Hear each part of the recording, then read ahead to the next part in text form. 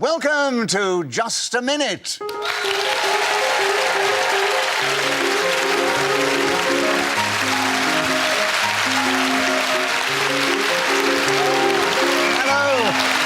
name is Nicholas Parsons, and as the minute waltz fades away, it's my great pleasure to welcome you to this special edition of Just a Minute from BBC Television Centre. We found our way at last onto your television screens after celebrating 45 years of radio triumph.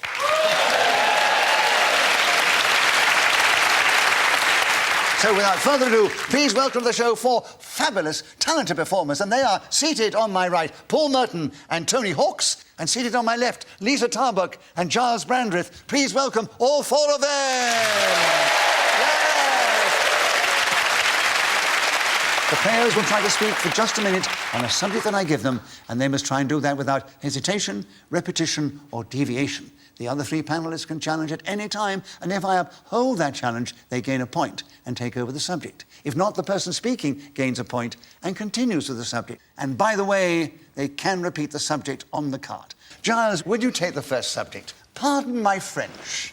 Will you tell us something about that subject in this game, starting now? Bonsoir Nicolas et tout le monde qui est ici ce soir. Je suis vraiment honoré d'être avec vous et je veux essayer de parler pour 1 minute dans la langue française. Pas nécessairement très facile à faire, mais je vais, sans hésitation ni déviation, je vais essayer de faire ça. Et messieurs, dames... Tony, you've challenged. Repetition of they.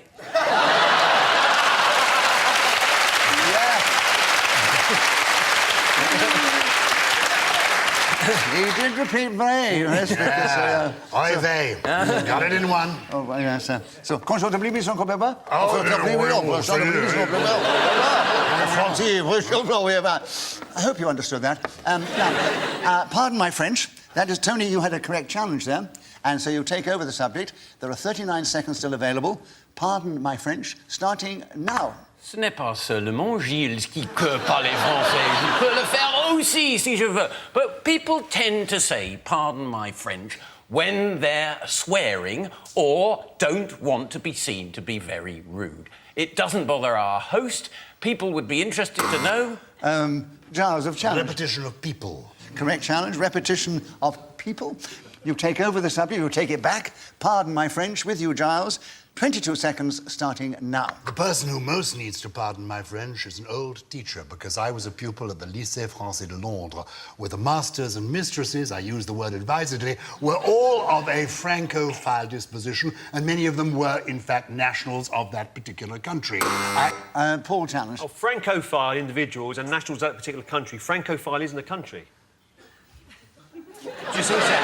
He was referring to the country. They were Francophiles or of that country. They were either enthusiasts for France, they were the Francophiles, yes. or they were natives of that Paul country. is actually right. You have a correct challenge. You get a point for that, of course. 7 seconds still available, and your time starts now. I did metal work.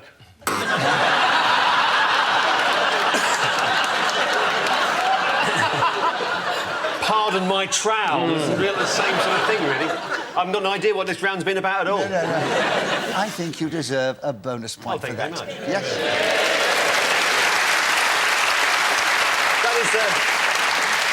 That's the first time I've had my ignorance clapped. It wasn't ignorance, it was your wit. Oh, yes, indeed. Yes. Absolutely. And, Tony, you challenged first. Yes, but we count that as a hesitation if you stop. You count that as hesitation, Or Tony. un momento. Is that French? A bit Spanish. Bit Spanish, oh well.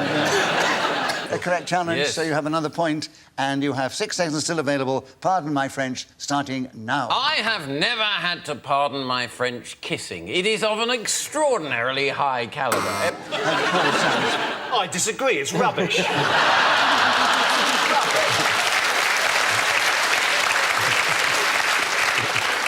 It was hardly worth getting drunk for. Tony, I've never heard anybody, after a bit of osculation, saying, pardon my French kiss. It's ridiculous.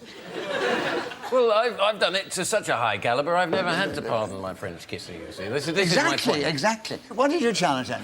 Well, I get bogged down with details. I I don't have a challenge. I don't really. You don't? All right, well, there's only, you see, I have to be so careful here because there's only half a second to go. So, Tony, you have half a second, pardon my French, starting now. Sur le pont d'Avignon,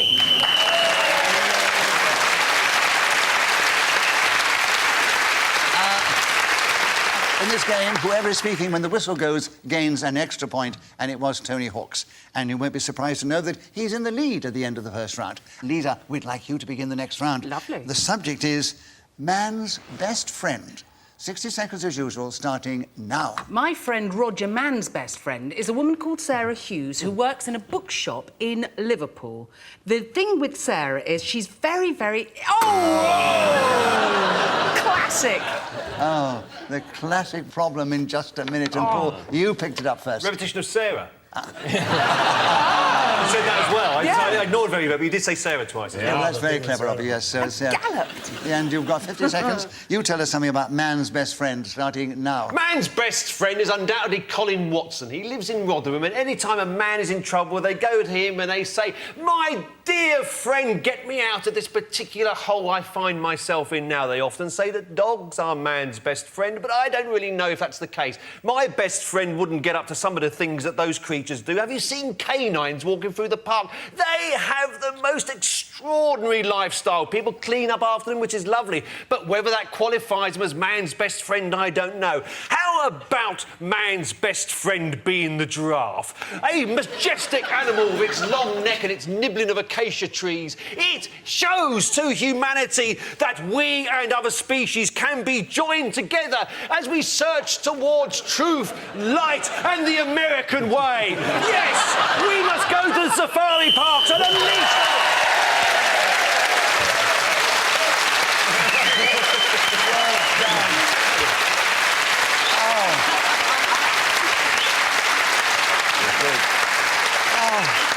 Sorry, it's just something I feel passionate about.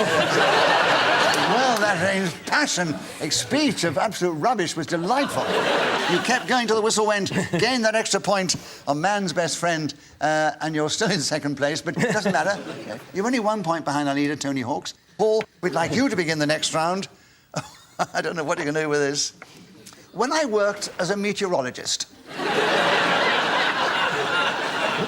After man's best friend, tell us something about that one in this game, starting now. When I worked as a meteorologist, my workmates didn't like me. They were a bit of a shower. In fact, I used to... Well, you've grown enough and he's been given the subject. And they used to rain on my parade. I'd say no. Sometimes there were scattered spells of interest, but they didn't last very long. I could never work out the difference between the various clouds. There's nimbus and the other ones. And that's where I got confused, because when I was delivering the weather forecast after the 6 o'clock news, a nation I could see... Gyles challenge. Always delivered just before the 6 o'clock news.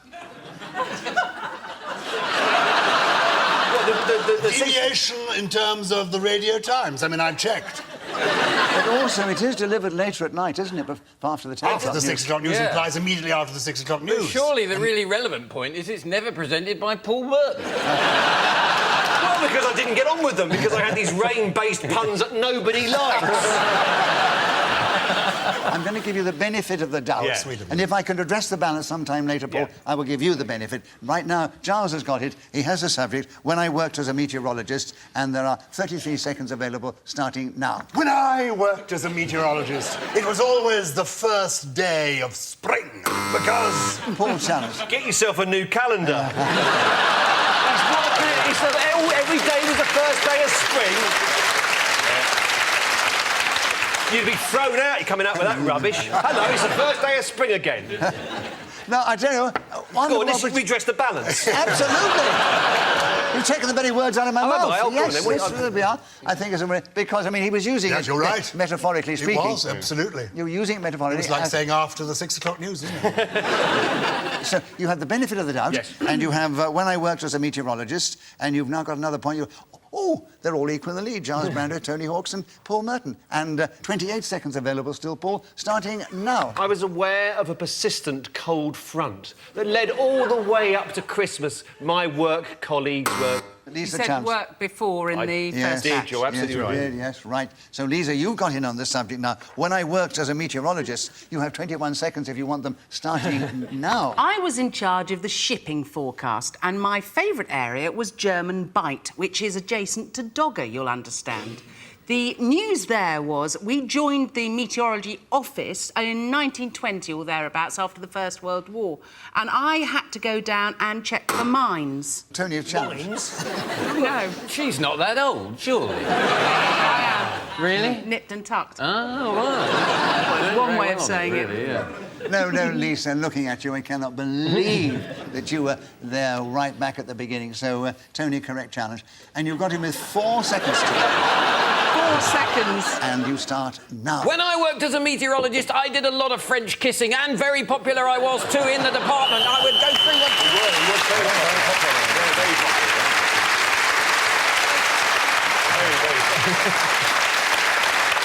So Tony Hawkes was in Speaker's whistle when gained that extra point, and he's moved forward, and he's just taken the lead 2 points ahead of the others. Gyles, we'd like you to begin the next round, and the subject is, drinking games.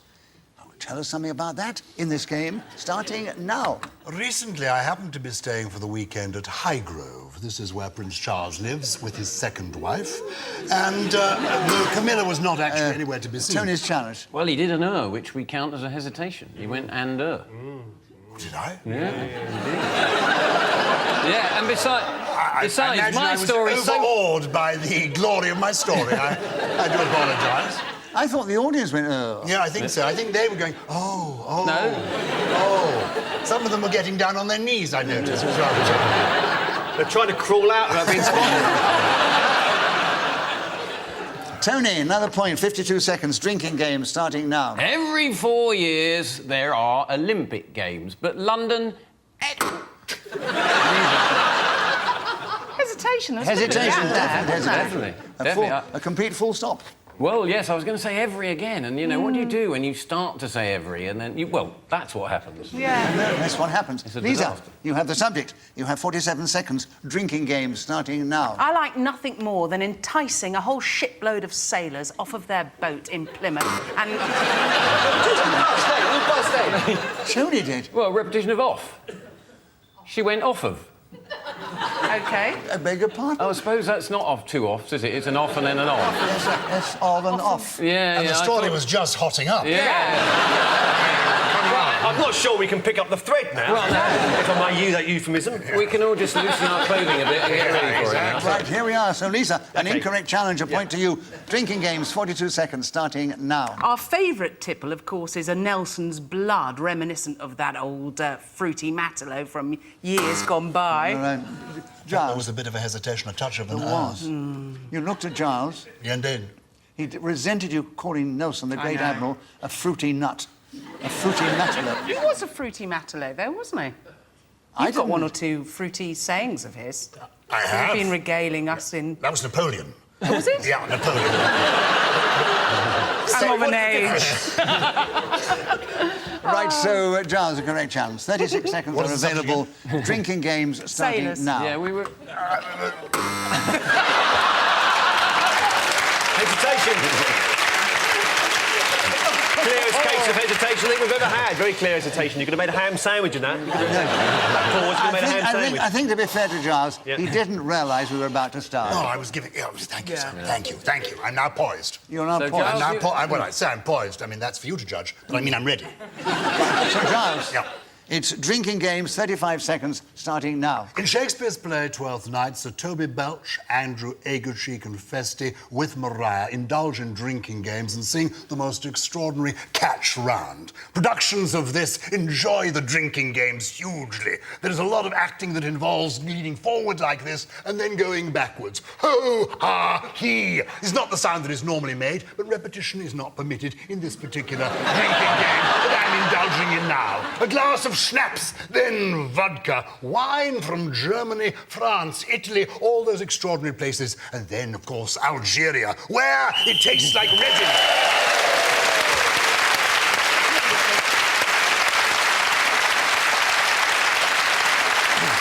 So, Gyles Brandreth was speaking then as a whistle Wayne gained that extra point, and he's moved forward. He's now in second place, 1 point behind Tony Hawks. Tony, it's your turn to begin. Ah, lovely subject. Peter Pan. Tell us something about Peter Pan in this game starting now. I've always wondered what Captain Hook was called before he had his hand bitten off.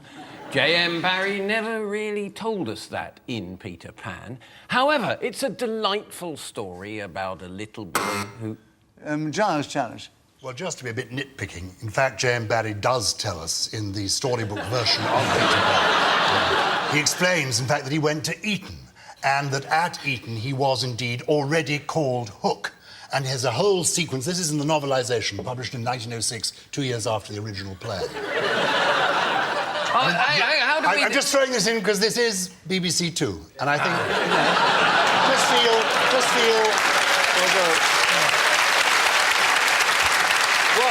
What you don't know, Giles, is I've got a computer under here. I've Googled it, and you're talking absolute rubbish. He's made the whole thing up. No. Can you get the weather on this? On this one, I am right. James Hook. There's a sequence. There's a paragraph in the book. He wrote a novelisation of the play. He was called James Hook, and it's just a coincidence that he had his hand bitten off, and then was called Hook.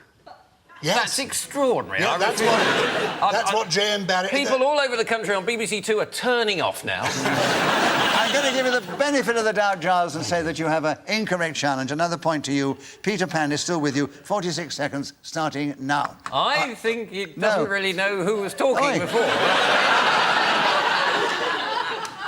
You said incorrect challenge, continue talking, and I thought I'd So we both began at the same time. I challenge. It's... OK, let's start from the war. We won the war in 1945. 1946, we went into repertory. Then there was the Arthur in the 60s. Then we had the Beatles, Man on the Moon. Can I also point out, I've been doing this show for 45 years, never missed a performance, I've never had a moment like this before. No, apart from 1972 through to 1978. You are wicked, you really are. Yes. So where are we? I've got about 46 seconds, quite a long time to go, but I think... I know, you've got it, Giles. I said you had 46 seconds, Peter Pan with you, Giles, so I was correct. Yes. Starting now. The part to play, of course, is the role of Tinkerbell, which I've essayed myself on more than one occasion. Wendy is a delightful role also, and of course the name is one originated by Sir James himself. Tony I Challenge. think he did say roll twice. Yes, you did a roll. Two rolls. Yeah. Well listened, Tony. And you have a correct challenge now, which I agree with. And 41 seconds, Tony. Peter Pan, starting now. A young man who will not... To full challenge. Did we have Young before? Yes, you We didn't. Didn't we? Who thinks we had Young before? did. You had a young boy before. Yeah, well, there's a repetition of Young. Did I say young You boy? did, yeah. Oh, well, you maybe. changed lad to boy, but you said young. Oh, probably did. Paul, correct challenge. And you have 39 seconds. Tell us something about Peter Pan in this game, starting now. Peter Pan, young boy, lad, adolescent. Lisa challenge. I just thought there was a bit of a gap between lad and adolescent. There was, but not enough to give him hesitation. Just really. saying, just trying to play the game. So, Paul, an incorrect challenge. You have another point. You have 36 seconds. Peter Pan, starting now. J.M. Barrie, as Gyles said, created this timeless, immortal creature back at the turn of the last century. And what a magnificent story it's been, enchanting children. Tony Challenge. I don't think it was the turn of the last century, it was a century before. Has anyone got a calendar? OK, let's go back to the war. 1945, we beat the Germans, then there's the Beatles, then there's space, Margaret Thatcher. Wasn't the turn of the last century when we turned from the 20th to the 21st century? And he did it at the turn of the 19th and the 20th century. Oh, yeah, maybe that's right. That is right. Yes, that is right. So it was the turn of the 19th century, so you are incorrect. Yes, I am. Yes, that's right. I'm glad we're in total agreement on that. Right, so, Tony, another point. 27 seconds. Peter Pan, starting now. Like Peter Pan, our esteemed host refuses to grow old. Look at him, he's wearing shorts under there like a little lad, and he was parading... Paul Challenge. Repetition of lad.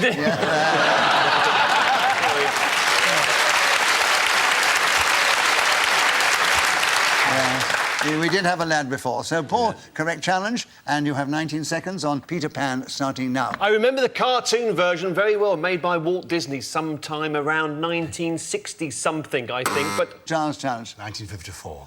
Yes, it is 54. I think he's absolutely right. Sometime around 1960, given the course of time. I think so. I think I gave the benefit of the doubt against you last The wrong time. decade. 55, maybe 53, 51. 1960 something or other. Look, surely. It was the same century. But you wouldn't know which century that was. That's true, I don't, actually. You see how passionate they get about this game? Yeah. They will fight for their points like this. Yes. You've all gone very quiet. Anyway, no, I'm giving you the benefit of the doubt. OK. Paul, right. 13 seconds available, Paul. Peter Pan, starting now. Wendy was a name that was invented specifically for the play. Nobody had been... So, Giles, you're going this time correctly, yes? Yes, hesitation. Absolutely. Right. So you needn't get too passionate, because you've got the subject anyway, and you've got 8 seconds. Peter Pan, starting now. In any production of Peter Pan in which I intend to appear, I hope the role of Hook... Tony challenge. Third time you said roll. No. Yeah. This was a... Well, I suppose it... Yes. So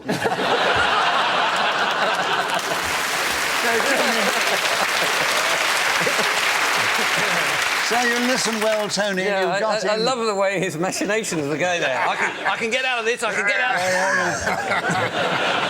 of But you couldn't, and we were. So we've had this round's gone on for an awful long time, hasn't it? 3 seconds are still available. Tony and Peter Pan starting now. What an amazing part for any actor to play, to tread the boards dressed in the...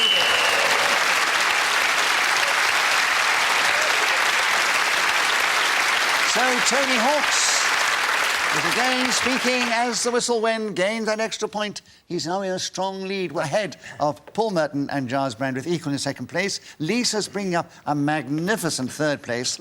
And Paul, we'd like you to begin the next round. Oh, a very pompous subject. Sir Isaac Newton. Tell us something about Sir Isaac Newton in this game, starting now. Sir Isaac Newton had a pet tortoise called Fluffy, and this creature was a magnificent visionary. It said to Isaac Newton one day, you know, I've been thinking about the law of gravity. What particular aspect of that subject you've just mentioned do you wish to talk to me about, said Isaac Newton. And his round, hard-shelled companion said, if we look to the skies, we can see meteorites and various planetary bodies heading towards us. But how come they do not break the Earth's atmosphere? Some do. Others penetrate. They come down and hurtle towards... Tony challenge. Was there a repetition of penetrate? No. How come they don't... What an odd word to imagine I said twice. Reverie. Oh, I thought he said they penetrate the atmosphere and then again. No, I wasn't really listening, so I mean, I'm not the one to speak to. To be honest, with a tortoise, you're never sure what they're saying. You don't know, they're very slow. Yeah. I don't believe a tortoise spoke to Sir Isaac Newton. No. Oh, well, It wasn't called Fluffy anyway. Anyway, you didn't challenge for that, so an incorrect challenge, Paul, and you have Sir Isaac Newton still, and 26 seconds starting now. Isaac Newton became a member of the House of Lords, I believe, and the only utterance he ever made in his entire attendance in that venerable building was to ask if somebody would mind if he opened the window. This is a true fact. It's one of the few... Lisa challenge. Actually, I think it's, would you mind if you shut the window? It is, you're right. Yeah. It is, absolutely. Absolutely right.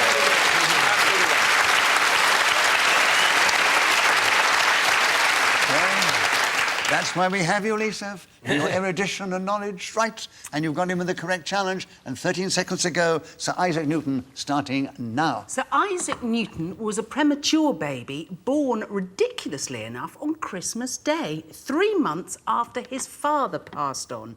His interesting life began with his mother taking care of him because she was very worried.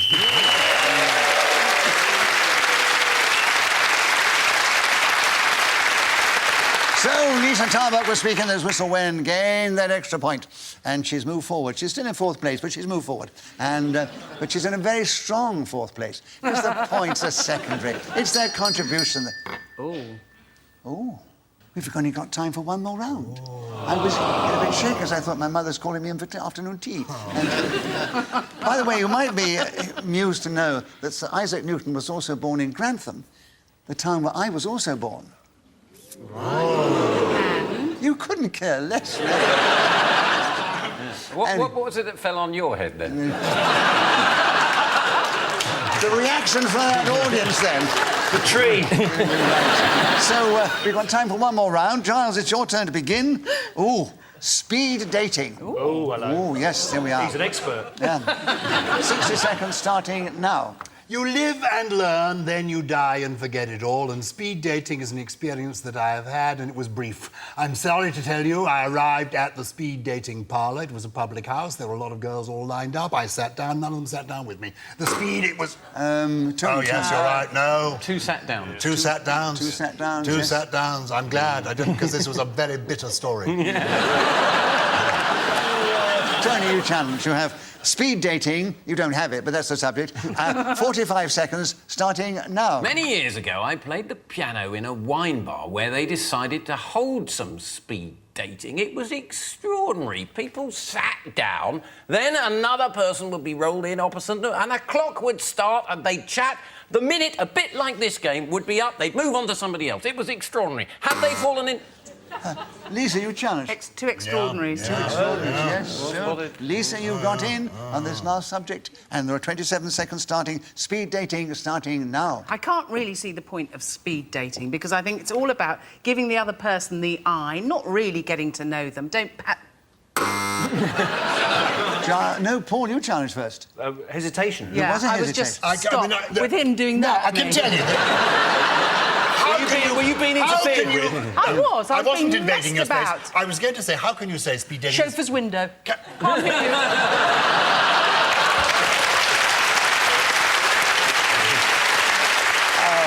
I should give you my back. You get a bonus point for your reaction there, Thank for you. your comment and your wit, which got a wonderful reaction from the audience. So Lisa has another point.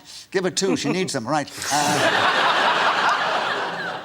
No, give her 3, because it's the last round. That's better. And Paul, you had a correct challenge. Yes, And hesitation. speed dating, 19 seconds starting now. There I was, going round with Lewis Hamilton. He was doing about 120 miles an hour, and I was trying to catch up with him, Brands Hatch, and I suddenly shouted through the cockpit window, "I love you, you are the world's most exciting racing driver as far as I'm concerned." Then he was gone. Then I saw somebody else right behind him. I thought, I shall adjust my eye towards this man here, this Formula One driver.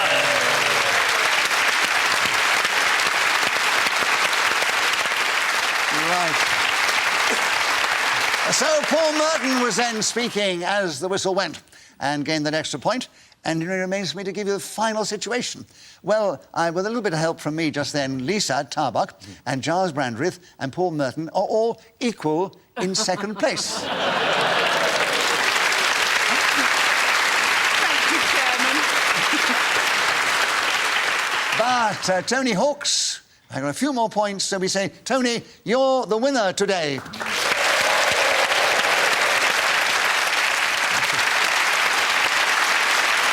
And it only remains for me to say a final thank you to these 4 fine players of this amazing, impossible game.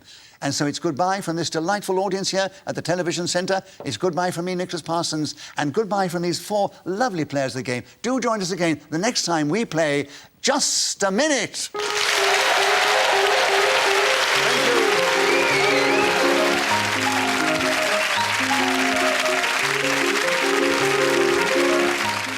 Musical comedy on Radio 4 now as Alex Horne presents a new series of The Horne Section. While next to on BBC 2, £5,000 is at stake if the Buccaneers can defeat the Eggheads.